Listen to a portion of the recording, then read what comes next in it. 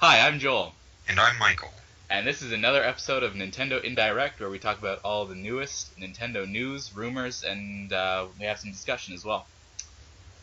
So today was a big day for Nintendo news, basically. So this is the first Nintendo Direct that aired uh, since last year. What was the date?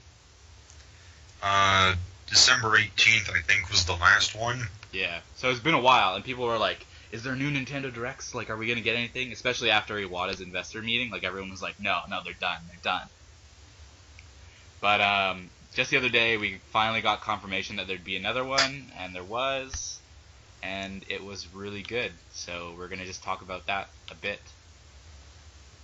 Um, so I guess like I loved how this Nintendo Indirect opened. Like Iwata was just like, "Yo, what's up? There's a Nintendo Direct. Here's a trailer," and then it just Smash Bros. Like immediately. Yeah, And I was surprised. I figured they'd be holding that till the end. yeah, I know it was just like bam, like yeah, like enjoy. And it was Little Mac being confirmed as a newcomer. So in Brawl, he was an assist trophy, and now he's a playable character, and he looks amazing. Yeah, Um, yeah.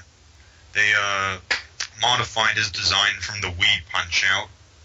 yeah, yeah. He looks a lot more like in when he's an assist trophy, he looked more like realistic. Like he had like a weird face, kind of. Well, it was to match his appearance in the NES game. Yeah, like his hair was down and stuff. Yeah. But I Um, mean, when Next Level Games did Punch-Out Wii, they really redesigned Little Mac, and yeah. now we see it in Smash Bros. I'm actually really surprised that they kept his height like the way it is. Like I thought they would make him a little bigger, but he's so small. Yeah, well, That's that's his trademark. yeah, I mean, I guess so. We have to have Little Mac. We can't just have Mac, yeah. regular Mac. So like I was watching this trailer and it was showing some things about like his move set and stuff. Obviously, um, there's there's two things I really like about his move set, and one is the KO meter that he has. Yeah. And I think that's just like a great little touch from Punch Out. It actually reminds me a lot of Marth's critical hit, like Marth's Final Smash from Brawl, like how the little health meter appears next to the character you're hitting. Yeah, but that doesn't really mean anything. I It's know, but it's just just a like, show. yeah, it's just a nice little thing. Like it's like a nice little afterthought, right? Same with this. Like they didn't have to add that meter in, but they did. They're definitely in this game making the characters all more unique, I'd say. Definitely, yeah, I think so too. Um, and I really like how he can charge. You can charge his uppercut, and I noticed this in the trailer, but when other characters are attacking him, it doesn't stop him from charging. It's not like Samus when you're charging up her like beam. Hmm. Like if you get hit, you stop charging. But with Little Mac, if you hit him while he's charging up, like he still keeps charging. So he looks like he's like really deadly. Well, Ike's eruption didn't that also have the invincibility? I don't know. You'd know better than me. I don't remember. I didn't play as Ike a lot, so I never noticed that. But I'm pretty sure that Ike couldn't be damaged when he was charging up as well. Well, there you go. So I guess it's more like Ike then. Um, and I guess the third thing that I'm really glad they added in is his final smash as Gigamac.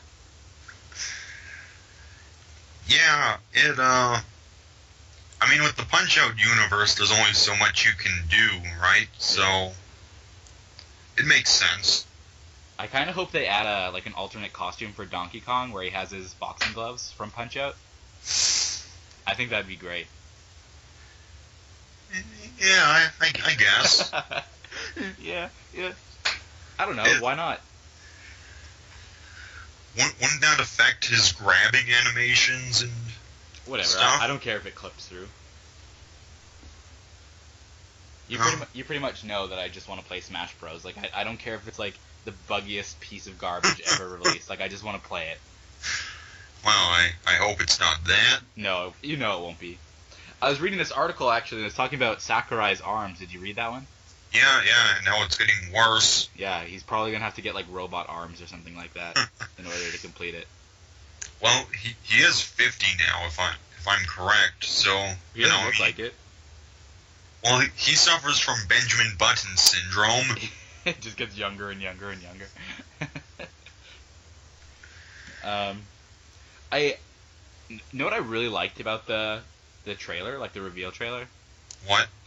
is that the opening like animatic wasn't just Brawl like rendering, like they did their own like special style for it, Mm-hmm. and it was just so cool. I loved Samus's animation when Mac punched her. It looked like it was straight out of Punch Out. Yeah. I'll recreate how I reacted to this for everyone. So I was sitting on my bed with Crystal. Crystal was watching a movie. I had my headphones in. I was watching the Nintendo Direct. First 5 seconds in, Little Mac pops up. This is my reaction. Just holding that for like 20 seconds. God, I feel sorry for Crystal. Yeah, I interrupted her movie. It's pretty bad, but it was worth it. It was good. Yeah, it was a great reveal.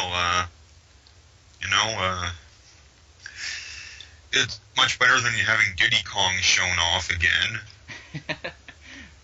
Cranky Kong needs to be in it now. Hey, I would take Cranky Kong on the condition that he has a barrel throwing move. No, he needs to have his cane bounce move. No, he can have His both. down B. It'd be a clone of Toon Link. But I mean, he can have both, but he has to have the barrel throwing action. Yeah. If he doesn't have that, what's the point? And one of his taunts, he'd pull out like the gramophone and play like the old Donkey Kong music. Yeah. That'd be great. Anything else you noticed about the trailer? I don't know. I didn't notice any like other like subtle reveals in it. They didn't show any new items or anything, did they? No, but I think I'm not 100% sure, but I think they actually had Doc Lewis's voice actor back for the trailer. I'm pretty sure it is.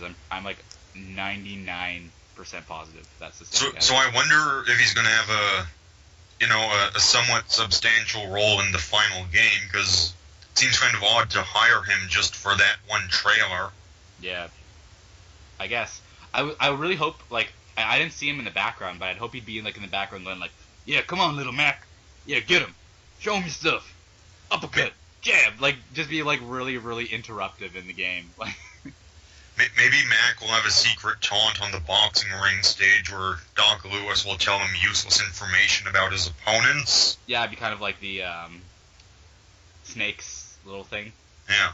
Yeah, that'd be cool. So I guess also the other thing is that they changed the boxing ring to have like the Punch Out logo instead of the Smash Bros logo, which really like everyone expected anyways. So it's kind of not surprising, but at the same time it is surprising because everyone expected Lil Mac to be in just because of that boxing ring. But it's nice to actually have him like officially confirmed.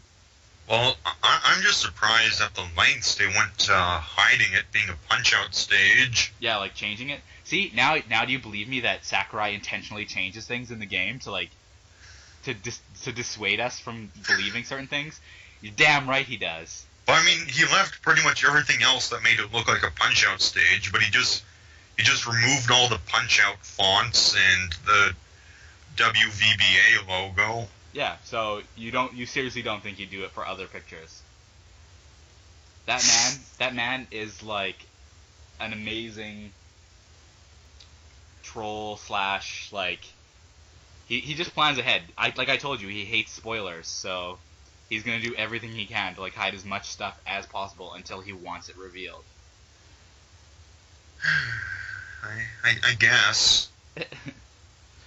Okay, so moving on from Little Mac, even though he's pretty awesome and I'm actually really excited to try him out. We got some new footage from Mario Kart 8, as well as a date for its release, which was May 30th. Yeah. Yeah, which is I'm just like, yes, I'm probably just gonna go pre-order it like as soon as possible. I hope EB Games already has it done. So with the reveal, they showed off 7 new characters, and that's all the Koopalings, which you would know from the old Super Mario games, as well as I guess their newest appearances were in the new Super Mario Bros. I think they were in that, right? Yeah, they were. Yeah. So all the Koopalings, all Bowser's little children slash not children. It's not really like canonical, but there you go. They're playable, and that's pretty cool. I was surprised at just, how many newcomers they would have all at once. Yeah. Well, this isn't Brawl, right? Like, look at Mario Kart Wii. It had like 30 characters or something like that. So. Yeah, but I mean, adding characters in Mario Kart isn't as intensive as adding characters in Smash Bros. But I mean, with Mario Kart Wii though, a lot of the assets were just taken from Double Dash. Yeah. And then you had characters like Funky Kong, who was really just a texture swap of Donkey. Yeah, but like most of the Koopalings could technically be texture swaps. Like Iggy and Ziggy are like really close to each other, and like Roy and Morton are really similar in like body shape, kind of thing, right? So it's just like subtle tweaks to the models. Yeah, but I guess for me the question now is that all for newcomers? I don't think so. I don't think it'll be. I think they'll probably go like all out with this one. I mean, there's probably going to be another Nintendo Direct in April or May. Maybe. Oh, that's awesome. The thing about this game though is every time I see it, it looks so good. Like the environments, like the courses, they look so much better. Did you notice that they had like the HD version of the Donkey Kong Country Returns course? Yes, I did. Yeah, and it looks so good. Yeah, I really like the course with all the submarines too. Oh, I didn't even notice any submarines. The thing is, like while I was watching the Nintendo Direct, I was doing like a live reporting of it basically for the FMGA, so I missed some parts. Okay. Some parts of video. So if I don't see it and don't like remember anything, I probably didn't see that part. There's also one other thing I saw in the trailer that kind of makes me sad a little bit. And did you see that there was a new cart and it was of Wiggler? Yes, I did. Yeah, it makes me worry that they removed Wiggler as a playable character and put him in as a cart. Well, yeah, that'd be my assumption too. Yeah, or unless I would just drive Wiggler in the Wiggler cart all the time. We put some Wiggler in your Wiggler so you can wiggle while you wiggle. That seems a little perverse. Oh, whatever. It's good. I like it. It just seems like, I don't know. People were so upset about Wiggler for like no reason at all. He just needs to be back in the game. Well, Wiggler wasn't what people were upset about. People were mainly upset about Metal Mario. Oh yeah, Metal Mario was redonk. That should have been like an item rather than Queen Bee. Yeah, Queen Bee I'm okay with. I'm pretty sure we talked about this before. Yeah, we did. Yeah. So yeah, Queen Bee and Wiggler return. Leave Mario out of it. I think they showed Lakitu in the trailer too, hey? Not driving though. I think he was. No, I think he was at the very end for like a split second you could see Lakitu. I'd have to watch it again. Okay. Well, I'm pretty sure he wasn't there, but if that makes you happy. I don't really care about Lakitu that much, but like the more characters, the merrier, right? Mm-hmm. So I guess those were the two like big announcements. Like, well, I don't know. Depends on what you like, I guess. So they also announced kind of some smaller games. So we're getting NES Remix 2. Mm-hmm. So I can't even remember what we talked about in the first Nintendo Indirect. Did we talk about NES Remix? No, I don't think we did. Alright, so NES Remix is a Wii U eShop game that you can download. And basically it takes like a bunch of NES titles, and you can play like the levels. They let you learn how to like basically master them in a way. Like learn all their like secrets of stuff and like learn how to do all the controls really well. And then they throw in this NES Remix section where it like takes all these different games and basically like mixes them all up, and like you're playing Super Mario Bros. And like a bunch of Excite Bikes attack you or whatever. Yeah. So it's just crazy, and it's actually a lot of fun, and it's really difficult sometimes to get like top points in it. So I'm really excited for NES Remix 2 because It's just more NES games, and it'll just be like more fun. I was expecting a sequel, but I was just surprised at how quickly they announced one. Yeah, I know, right? It's almost as if they finished NES Remix, and then they're like NES Remix 2. Well, I mean, the development team was only a few people. It was like max 10 guys, so Well, it doesn't take much to make. So I'm pretty sure the original one was, really, really profitable for them. yeah. Well, the other thing is like they could have done NES Remix, like NES Remix 1 and 2, like we're together, and then they're like, wait, we can just split this in half and release it as a second part. Maybe. But in Japan, they're actually getting a packaged version of both games. But we're not. Well, they didn't show it, so... They didn't mention anything in the direct. I don't know. Maybe they don't. I don't know. It's probably way more profitable in Japan. For those of you curious what's going to be featured in NES Remix 2, the games are going to include Ice Hockey, Wario's Woods, Zelda 2, Super Mario Bros. 2, Dr. Mario, Kirby's Adventure, Super Mario Bros. 3, Kid Icarus, Punch-Out, Metroid, Mario Open Golf, and Super Mario Bros. 2 The Lost Levels. Nice. I kind of hope they do a SNES remix once they run out of NES remix ideas. Well, you don't want them to keep doing the remix series? Well, no, I'm just thinking, there are a lot of filler games on the NES that, makes NES Remix work, like Ice Hockey and Excite Bike, but Yeah. the Super Nintendo really doesn't have as many. I don't know. I'm sure they could make something work. I mean, I guess you could have F-Zero, Star Fox. That'd be pretty cool, actually. Like driving the R-Wing, like through an F-Zero course. Like you could probably get one game out of it, but I don't think you could get a sequel. And then they could keep going. Like they could do like N64 remix. I like how like as you go up in the timeline of the Nintendo consoles, like you get more annoyed with the idea of a remix game of them. I'd be okay with a GameCube one. GameCube Yeah. remix. Yeah, that'd be kind of cool, I guess. But I mean, the N64, I think they could do it.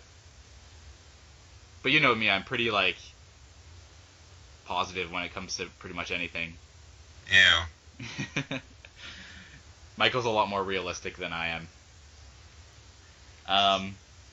So on the topic of kind of classic games getting remixed, we're also having some classic games released on the Wii U Virtual Console as well. So they announced that some Game Boy Advance games would be coming to the Wii U, and this includes Metroid Fusion, Mario & Luigi Superstar Saga, as well as what was the other one? There was Super Mario Advance 2, Yoshi's Island. Yeah, I think those were the four they mentioned. And in the Japanese stream, they mentioned WarioWare, Advance Wars 1 and 2. In Japan, both games were packaged in one title, so that's going to be different from what we get. I'd hope we get Advance Wars, because I never got a chance to play that, so... Oh, we will eventually, but... Maybe. No, you know how we they won't. are with Virtual Console titles. The thing is, like, do you think these should have been released on DS, or 3DS, I guess, rather than Wii U?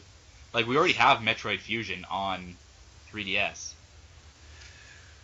Well, Game Boy Advance games for the Wii U was announced quite a while ago, actually. It only just really resurfaced now, so... it was in the making for some time. Yeah. I think even a year ago that Iwata originally announced the Game Boy Advance Virtual Console coming. I just feel like almost like handheld Virtual Console games should stay on the handheld consoles, and then like home-based console virtual games should stay on home-based consoles. No, I think it's okay. I mean, what's really the big difference between a Super Nintendo game and a Game Boy Advance game? Nothing, I guess. In the end, it's like games are games, right? Like Yeah. we're getting more games, and if you weren't around for the Game Boy Advance era, or you never had a chance to play some of the titles like me, then it's a good opportunity in general for like anybody who hasn't. Like Mario and Luigi Superstar Saga. If you've played Mario and Luigi Dream Team, you'll love this game because Superstar Saga is like, it's so funny. And we were talking about Metroid Fusion the other week too, and you were making fun of me. So now I'll have two ways to play it. I can play it on my 3DS, or I can play it on my Wii U. And you're still not going to? I will play it. I promise you, I will play it. You know what's really going to grind your gears, though? What? Drill Dozer is never going to be released on the Virtual Console. Don't say such things like that. I was just talking to someone the other day and telling them about how much I love Drill Dozer, and like... Yeah, you also talked about it here, too. I know, but I just want to point out that I talk about Drill Dozer a lot in person to people. I'm just like, this was such a good game, like, play it, like, you need to play this game. But, I mean, needing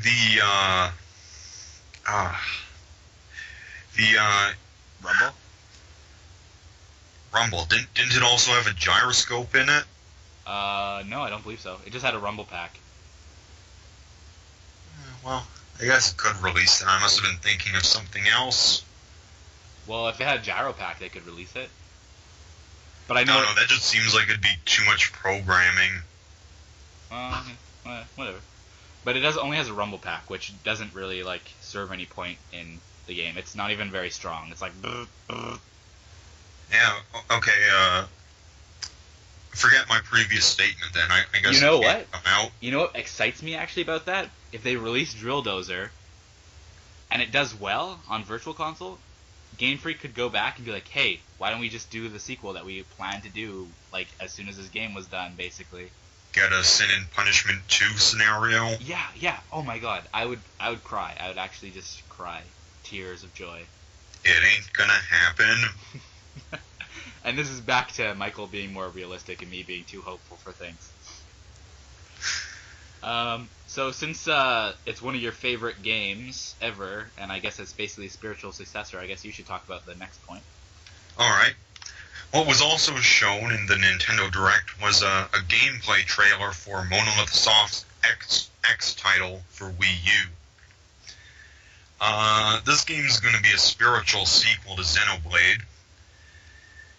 And from what we were shown in the gameplay clip, it plays very, very similar to Xenoblade did on Wii. I saw that too, like the whole, like the attack bar and stuff like that, it looks almost identical to how Xenoblade's attack bar works. Mm-hmm.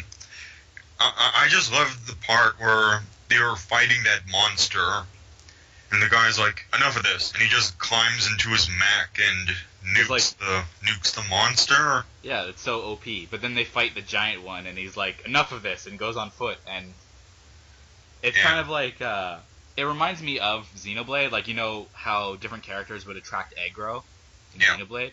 So, like, if you have a giant monster that's fighting you, and you have all these giant mechs around it, like, the mechs are going to attract aggro, so if you have a really good weapon on foot, you have the opportunity to leave your mech and, like, just do some major damage while, the aggro's not on you. Well, maybe I'm wrong, but I also think that when you're piloting the mech, you can't use any of your arts, so if you want to use those, you have to go out on foot. Yeah, probably. Either way, like, it looks really good. Like, it has basically everything that Xenoblade had, which made it good, except it looks better, and there's mechs, which is just makes any game better. Mm-hmm. Oh yeah, it's going to be great. Yeah. And it's scheduled to come out this year in Japan, but it's probably not going to come here till next year, unfortunately. They didn't even give a date for it, I don't think. Or did they say late 2005? Or 2015, I mean? 2005. No, they just said stay tuned for further updates for North America. But in the Japanese one, Iwata said 2014. It'll probably be late 2015 then for us. Yeah. I guess it depends on how soon they start the localization. Yeah. Well, with the amount of titles coming out, it looks like Nintendo's pretty busy, so Treehouse might be like, yeah.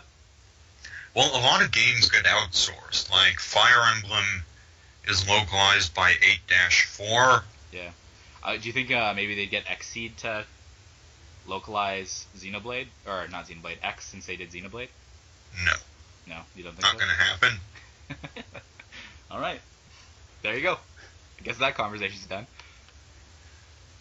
Well, I mean, the Xseed thing is just so unusual in what happened. Yeah. But they did a good job with it. They did. And, I mean, Monolith Soft is as much a part of Nintendo now as EAD or Retro, so yeah, you're not going to be seeing anything from Monolith Soft being published by an outside company. Well, I guess we'll just see how long it takes for it to come out. I mean, with The Last Story and Pandora's Tower, both were developed by outsiders. Yeah. That's But right. I mean, Xenoblade and X, these are pure Nintendo titles. Mm-hmm.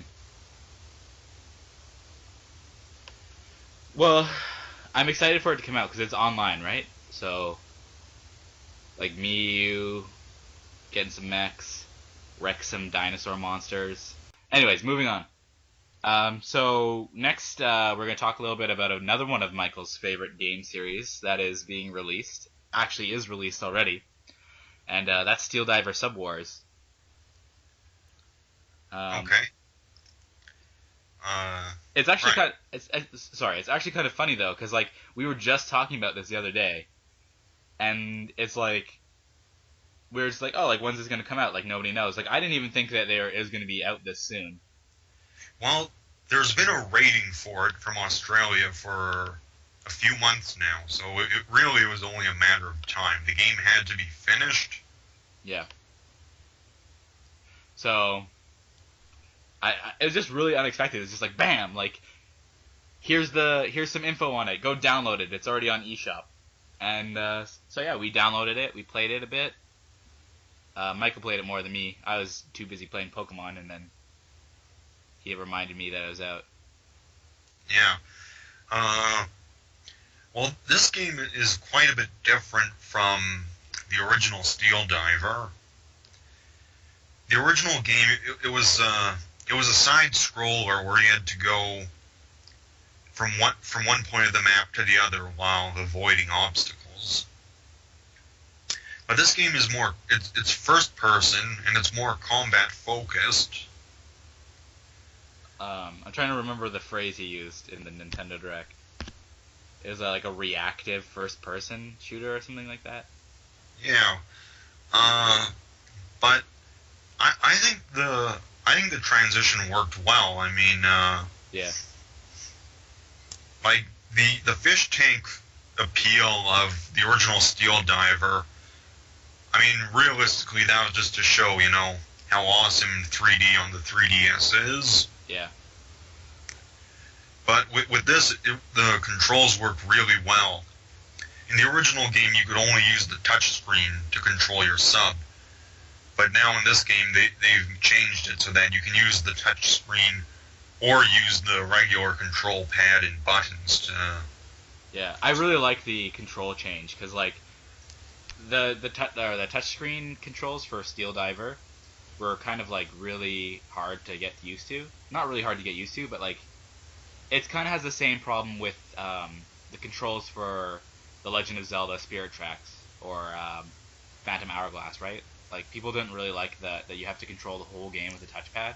Like I like physical controls better than touchpad controls. Well, the problem with Steel Diver is that being a submarine game, everything was very slow in it. Yeah. And to have a multiplayer component, it just wouldn't work well. Yeah. So since they made multiplayer, they really had to add those types of controls to it. Yeah.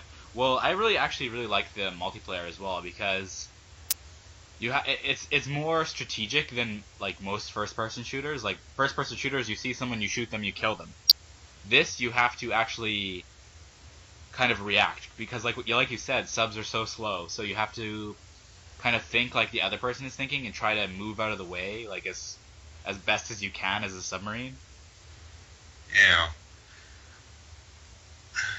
Yeah, when I was playing a match, I was trying to just, like, tank against another sub and see if I could outlast them. Did not go well for me. Did you try to ram anybody? I did a couple times. And you just go right through them, right?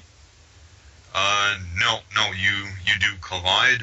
Okay, maybe my match lagged then, because this guy was coming towards me, and he just like vanished, and I thought I had destroyed him, but I like did my radar ping, and he just showed up on like the opposite side of me. So I don't know, maybe it was just like some weird issue.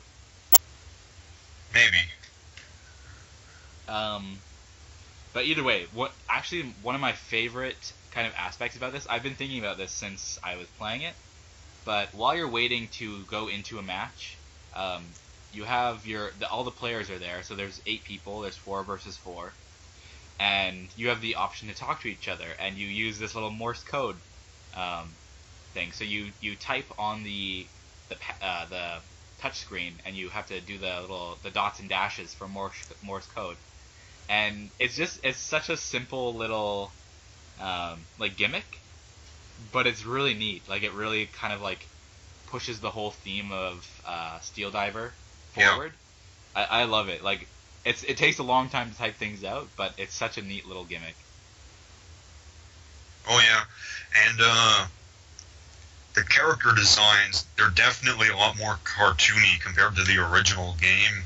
Definitely, yeah. Which I kind of like, actually. Yeah, the guy who talks to you about like your depth and stuff like that, he's got like such big eyes. Yeah, and the commander who gives out all the missions with his massive orange mustache. Yeah. And when you go on the store to buy the full version of the game, there's even a rabbit who resembles Peppy from the Star Fox series.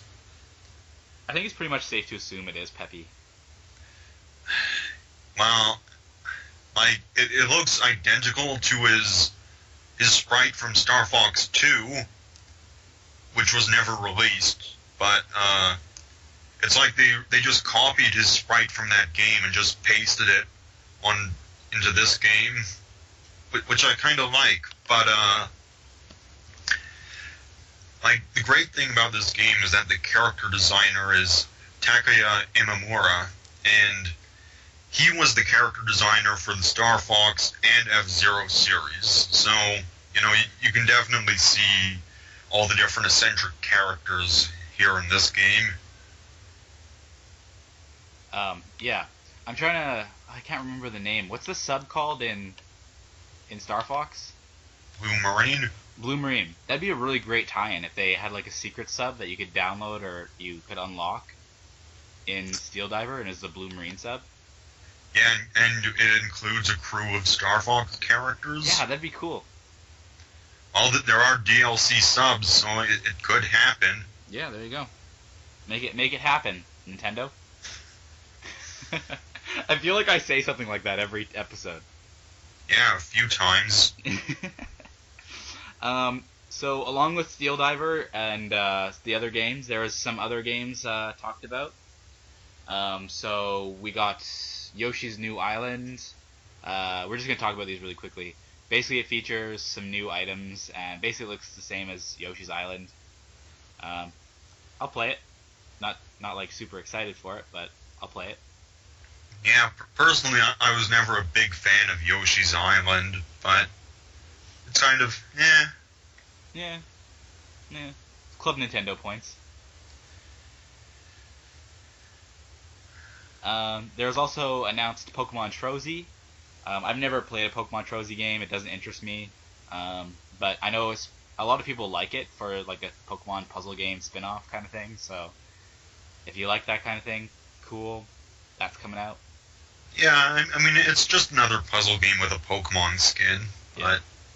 But the other thing that kind of surprised me is that they announced Rusty's Real Deal Baseball, which is coming out in April.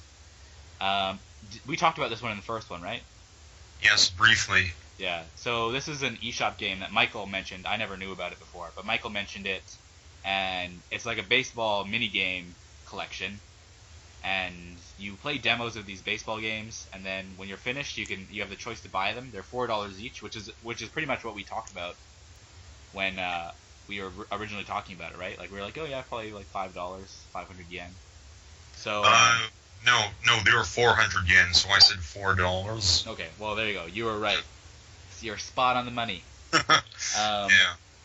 And you have the option to haggle with Rusty by like making him happy and feeding him donuts to get a lower price on the games in real life, which I think is a really neat feature. It's kind of cool. I kind of hope that pitching machine guy is an assist trophy in Smash Bros. Now. There you go. Any Nintendo game is free to come into Smash Bros.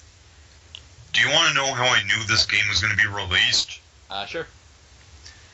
Well, this game has a puzzle swap panel in Japan. Oh, so we're gonna get our own? Yeah, and no game that has ever had a puzzle swap panel has never received an international release. Good point. So as soon as one pops up, I know automatically that game is getting localized. Look at you. Look at you. Well, I'm pretty excited. Are you gonna download it? Yeah, I'm definitely going to try it. Like Steel Diver, it's going to be free to start, so... Yeah. I'm definitely interested in, like, how often and how cheap you can get the games, because $4 per minigame is a little too steep for my liking. So, if you can get them for, like, $1 or less by haggling with him, I'm okay with that. I don't think they go that low, but they do go fairly low. Yeah, we'll have to see. So the other things that were mentioned is there's now a release date for Kirby Triple Deluxe and Mario Golf World Tour, which is May 2nd. So there's a lot of games. It's a pretty like dense release date for the next 2 to 3 months. Some stuff coming out, keep you occupied.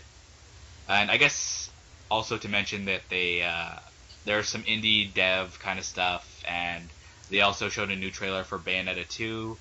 As well as, what was that other game? X? No, I can't remember now. There's some other like non-Nintendo stuff, so I didn't really want to bring that up that much since this is a Nintendo Indirect and not really... Can I just add something? Yeah, go ahead. In the Japanese Direct, Iwata actually announced that Shu Takumi, the creator of the Phoenix Wright series, he's creating another one for 3DS.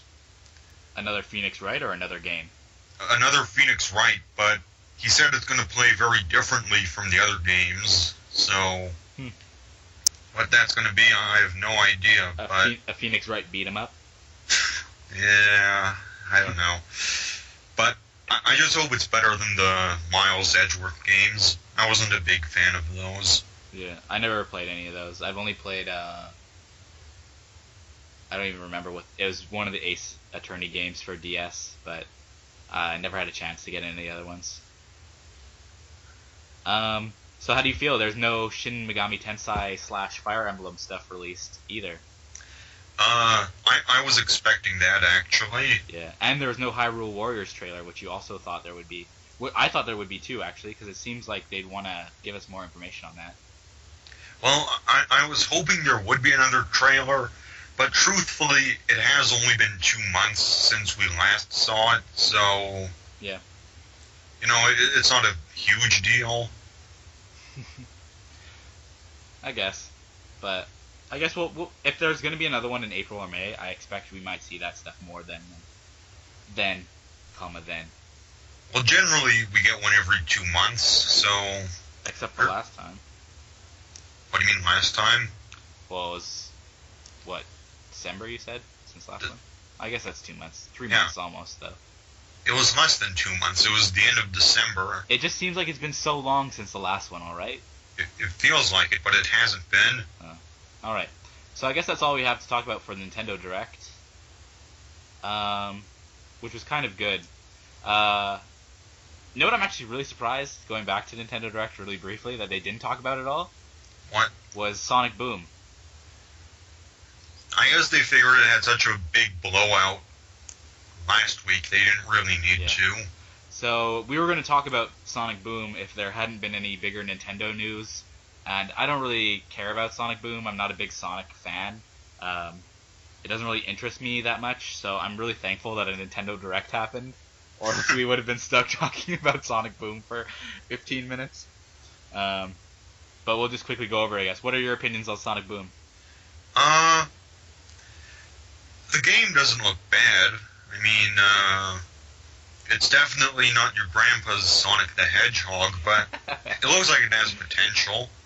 I think they should change the name from Sonic Boom to Sonic Boo. Harsh. Yeah, well, the character designs are, like, so weird, but I think, like anything, it'll just grow on you after a while. Truthfully, the only character design that really bothers me is Knuckles. Yeah, I don't know, like, He just looks freakish. The character designs are already almost starting to grow on me, like, he looks just like a big dumb guy, so it kind of, like, makes him more lovable. But I just hate the noodle legs, which they all have.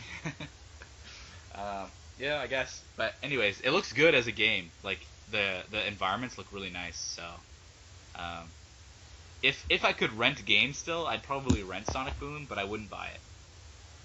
Yeah. I hope there's a demo on Wii U, because I'll definitely download it and try it out. Yeah, but it could end up like the Sonic Lost World demo, where people tried it out and no one ended up liking it. I don't think... If that was a problem last time, then I don't think they'll go. Because it's supposed to be a reboot of the Sonic series, right? Like, it's supposed to make people want to play Sonic. Yeah, it's a reboot targeted specifically for Western fans. Which kind of, like, offends me a little bit, because it's, like, implying that Westerners need some gritty, like, bandage-covered, like, oh, my accessories, like, characters to enjoy a game.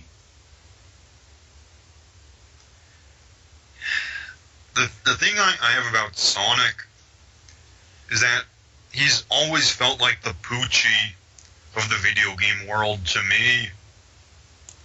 For the two of you who don't know, Poochie was a character created on The Simpsons. Oh god, I was trying to think of what you were like talking about, but I know now. Yeah, he was a dog character created for the cartoon within The Simpsons called Itchy and Scratchy, which is where a cat and a mouse fight each other. And Poochie was just so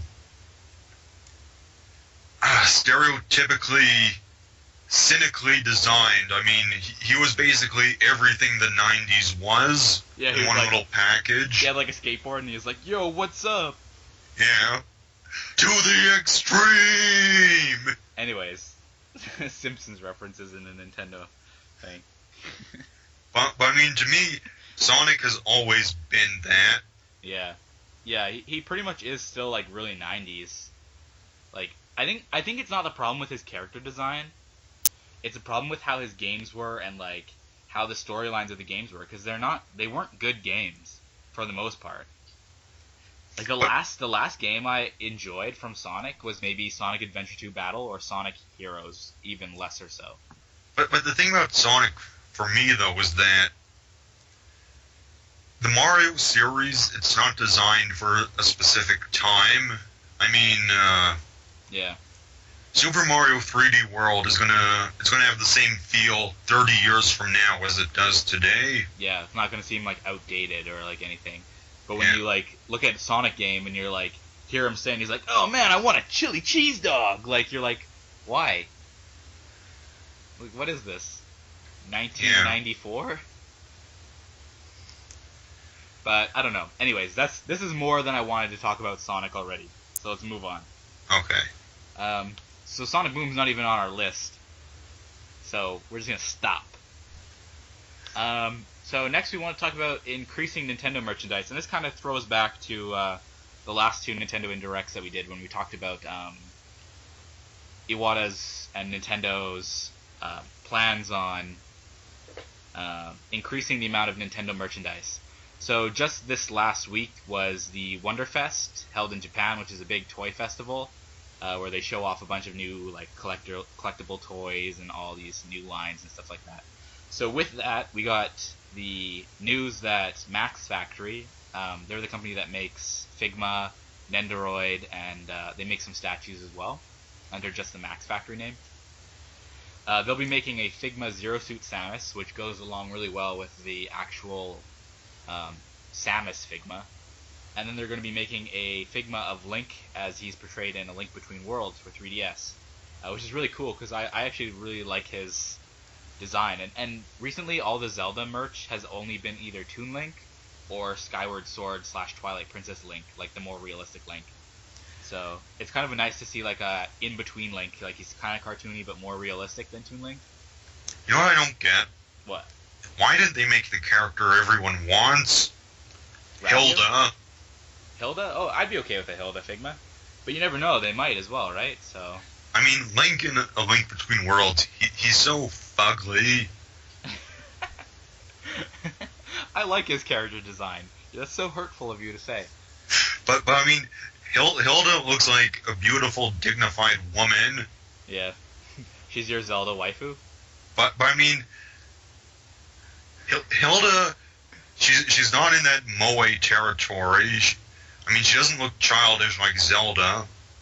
I guess. She's a character with dignity. She reminds me of Twilight Princess Zelda a lot, because she's like so dark and like serious about everything, right? Yeah, I suppose. But either way, like, the point is, we went from a period of time where there's like zero Nintendo merchandise. What we have is like really expensive statues, and now it seems like it's just like bam, like we have so much stuff. So the other thing from Max Factory that's coming out is a Cordelia figure. Cordelia is a Pegasus Knight from Fire Emblem Awakening. Was she in any other Fire Emblem games? No. So she's from Fire Emblem Awakening. So Max Factory just recently they're producing a Tharja statue, which is she's a dark mage from Fire Emblem Awakening as well. She's my my Fire Emblem waifu. And they're making another statue of another Fire Emblem figure, so it's kind of cool that they're focusing on this. Though I do hope they make more Figmas as well, because I prefer Figmas over statues. How does it make you feel that there's no Anna statue yet?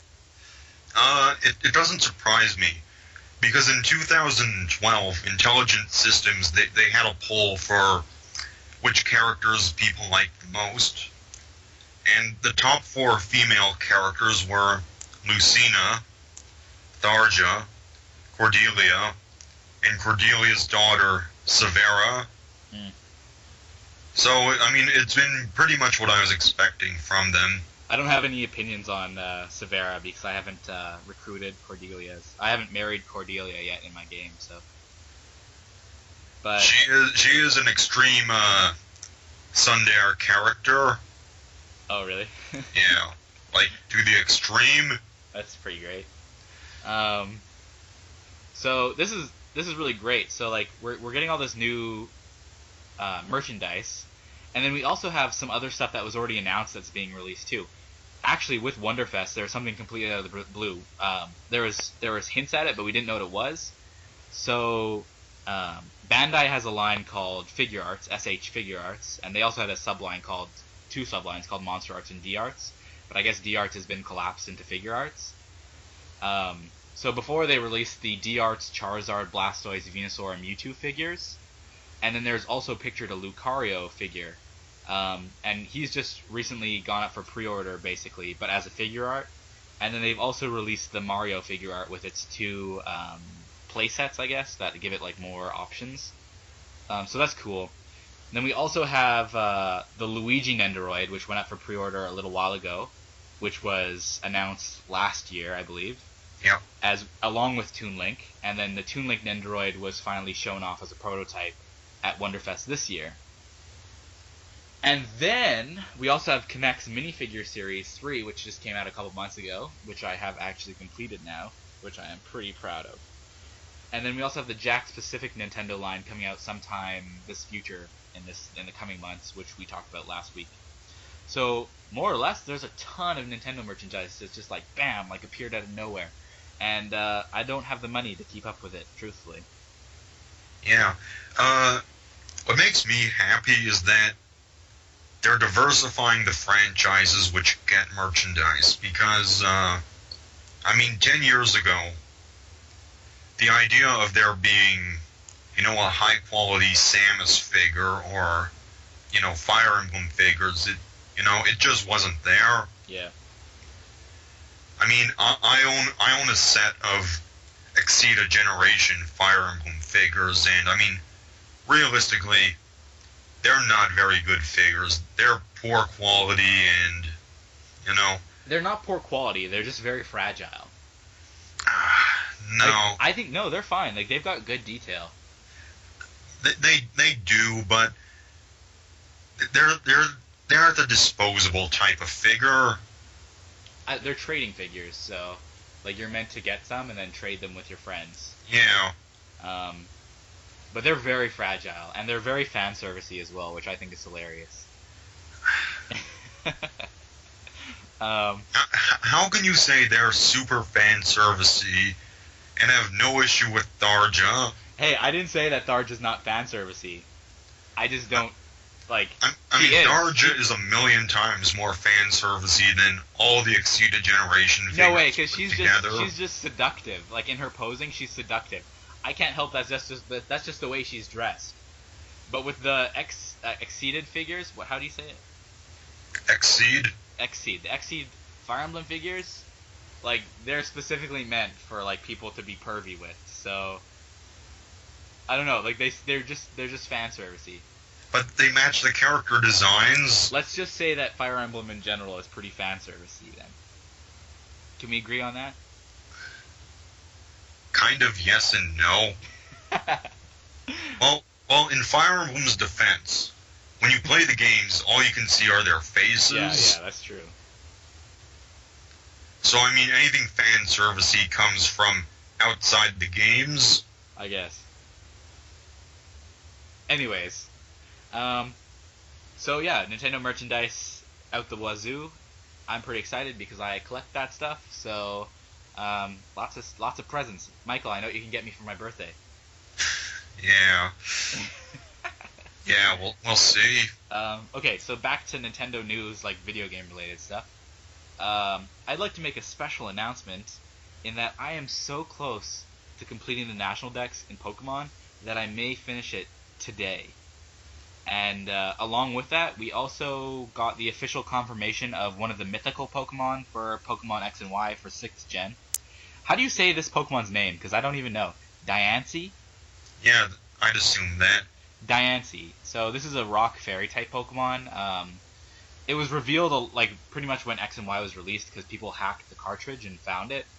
And we knew about it through GTS because you could type in its name and it was one of the trademarks that Nintendo had put through. So people were like, okay, so it's a real Pokemon. They just didn't know what it looked like until the person hacked it. And now we have official confirmation that it exists, and it'll probably be given away at the movie, like they've been doing for a lot of Pokemon movies recently. Yeah. So I'm just curious about how we'll get it. We'll probably get it over that thing. Yeah, probably not for 6 months after, but... Yeah. But with GTS, we'll at least be able to get it, because you can trade for it through GTS if people are putting it up.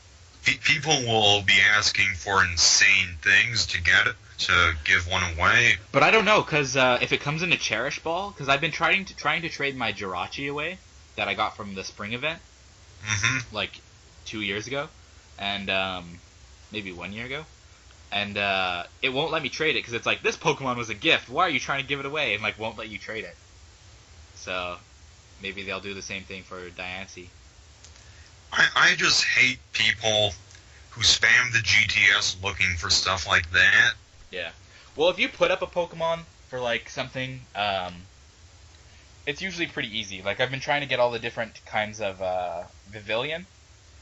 Yeah, definitely. If you offer something and you want to get something in return, but if you want something, if you just seek something out, it's not gonna happen. Like one of the Pokemon I need is Mandibuzz, and I searched it up, and like there's like 6 people offering it on GTS, but they're like, I want an Arceus, I want a Shaymin, I want Manaphy, I want all these like really rare like legendary Pokemon. I'm just like, nope.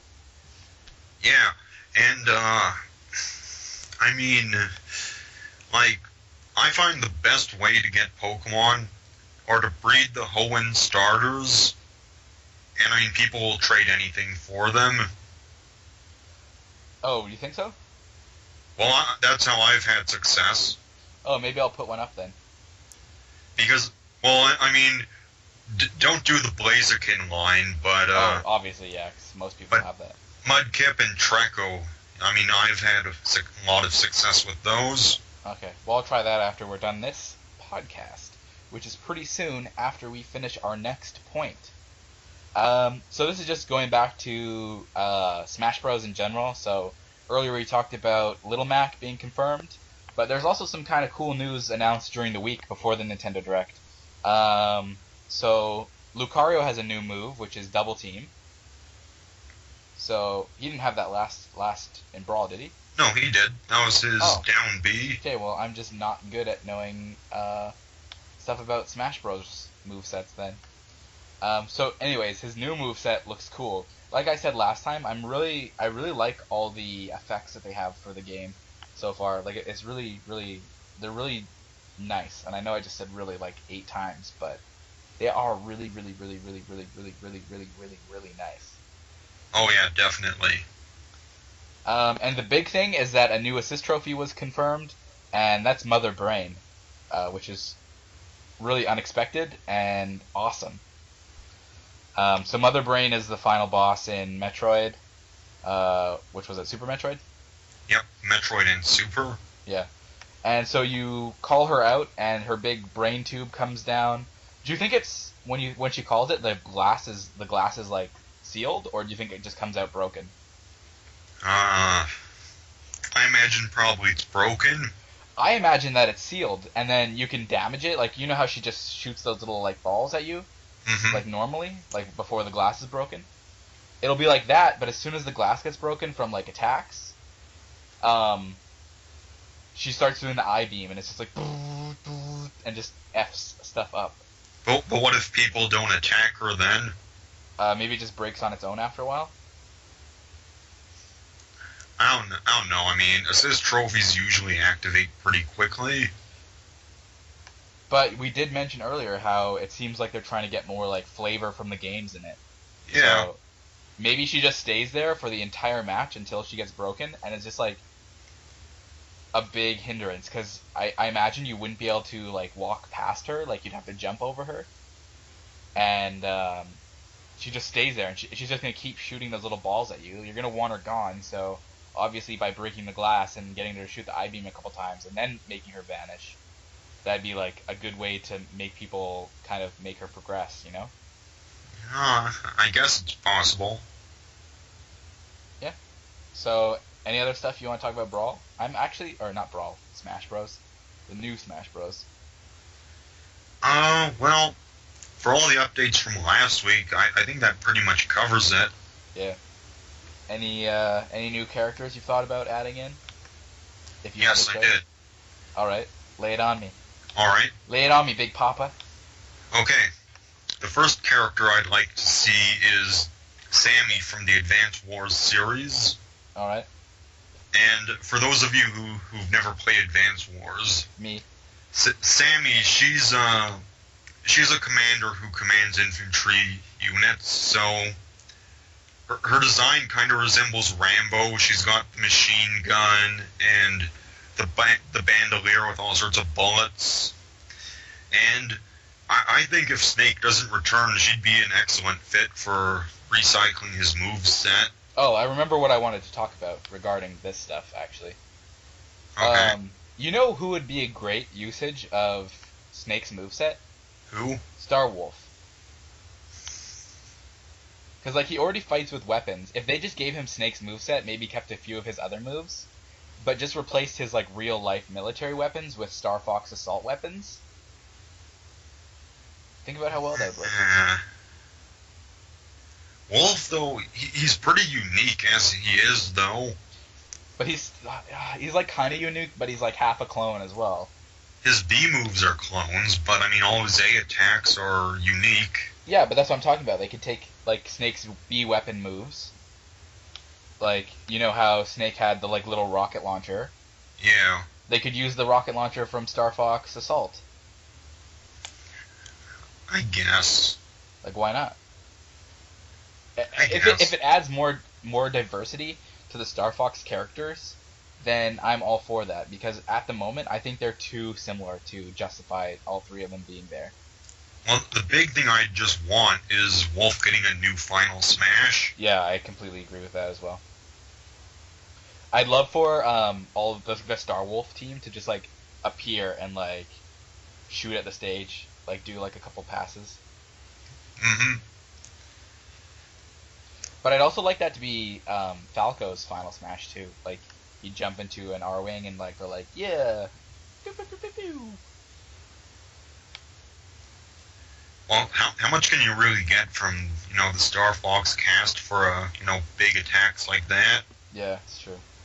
Although maybe Falco, he could summon the Great Fox and it'd just obliterate the stage. Yeah, just like mess it up. How would that work though? What if they leave the Great Fox stage from N64 in this one? Well, what if they don't? Well, I guess there you go.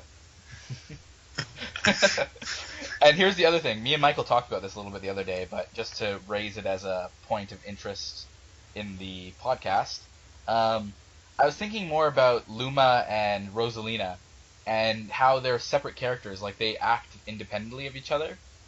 And in the trailer for Rosalina, when she was announced, it shows that the villager can't catch the Luma in his net. But I was wondering if Kirby would be able to suck him up and gain like a Luma ability and like look like a Luma. And the reason I was thinking about this is because I was watching the trailer again and I was just watching like how specifically they made Kirby and the Luma interact with each other in the trailer. I I think you're looking into it too much. You think? Like I think with the villager not being able to catch him, it was just some nice dodging that it was doing. Oh, you don't think he's physically able to not be caught? Yeah, Like I you mean, think Luma it'd be will be kind able of lame in his own trailer to be like, oh, there he is, caught. to? They I gotta guess make him so. look cool. So you think it'll be like Nana, where you can like grab Nana and like knock like ring out her? Yeah, I think so. Yeah, I wonder then, because like they're like if you suck up Nana and get her ability, like it's just the Ice Climber's ability. Like there's Yeah, nothing differentiating them. But I wonder if you'll be able to get Rosalina's ability and then um, Luma's ability. And I think no matter which one you suck up, you'll just get Rosalina. I don't think so. I think it'll be different. Also, I just imagine Kirby with Rosalina's hair and a little crown. Hmm. It's terrifying. I think it looks quite cute. I imagine him in the big floppy dress too, like one that's too big for him. It's like a moo. Yeah, totally like that. Anyways, I guess that's a great place to end this. Um, do you have anything to add last before we go? Do you want to do the music we want in Smash Bros? Oh, like pick another music? Yeah, Sure, I'll throw the links in at the bottom of the page again. excellent. I have to think now. You're putting me on the spot. Okay, well I'll go first then. What I'd love to see is the last stand from Fire Emblem 3. It, in the album it debuted, it was actually a remix of the map where you fight Medius and Medius's battle theme, but it has a really intense sound to it that's really like no other Fire Emblem piece that's ever been in Smash Bros. So I think it'd be an awesome track to have. I decided which one I want. Okay. It's less serious than yours. I really want the DK rap in it, like DK Donkey Kong. That song. Yeah. That's a great song, and it needs to be in Smash Bros. It was already in Smash Bros. Was it seriously? Yeah. Oh Man, man. Okay, well it needs to be back because that song is one of the greatest Nintendo songs ever made. but they censored it in Melee. They censored the hell word Yeah. to get some hell or whatever. I can't remember. No, they're like, he's one heck of a guy. Oh really? Yeah. But he's not even a guy. He's a gorilla. Yeah, but it said one hell of a guy in the original one. I know. I'm just pointing out that he is not a human. He's a gorilla. Anyway. Yeah, and they have like different singers for each Kong. Oh really? Yeah. Neat. I'm gonna have to listen to that now because I don't remember that song ever being in Smash Bros. Before. Anyway, so I guess that's it for today. Okay. Thanks for listening to Nintendo Indirect. I'm Joel, And I'm Michael. and see you next week. Bye. Michael, Michael, Michael, you're such a beautiful man. Michael, Michael, Michael, I love you.